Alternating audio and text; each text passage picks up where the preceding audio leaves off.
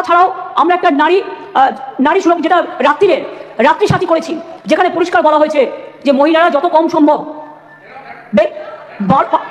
12 ঘন্টা ডিউটি করবে, যদি এমার্জেন্সি থাকে তার ডিউটি ডাক্তার বাড়াবে। তার কারণ মেয়েদের মনে রাখতে হবে কেন করেছি সেটা আমাদের ব্যাপার, আপনি কেন কথা বলছেন? আমরা এই কারণে করেছি মেয়েদের সুরক্ষার জন্য। যারা রাতে কাজ করতে চায় তারা allowed. Please listen carefully, please listen carefully.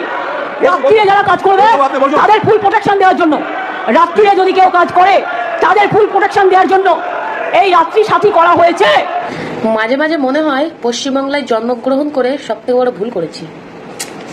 এখনো যে বেঁচে থাকতে গেলে কত যে দিদির প্রকল্পের কথা শুনবো, সে দিদিই জানে, ভগবানও সত্যিই জানে না।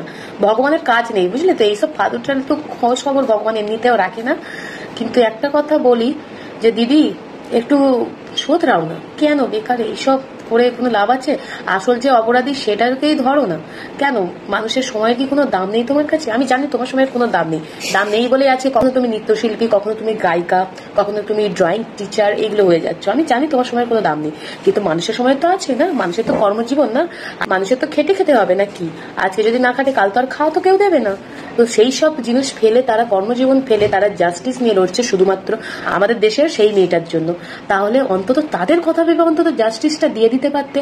এইসব রাত্রির সাথী, বিয়ের সাথী, শোয়ার সাথী, দিনের সাথী, রাতের সাথী, বালের সাথী, এইসব না করতেই পারতে দিদি।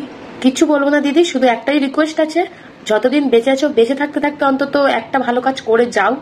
অনেক ভালো কাজ করেছো, যেই সব ভালো কাজের কোনো নমুনা নেই মানছি, কিন্তু অন্তত একটা কাজ করে যাও, মানুষের এই কথাটা অন্তত রাখো।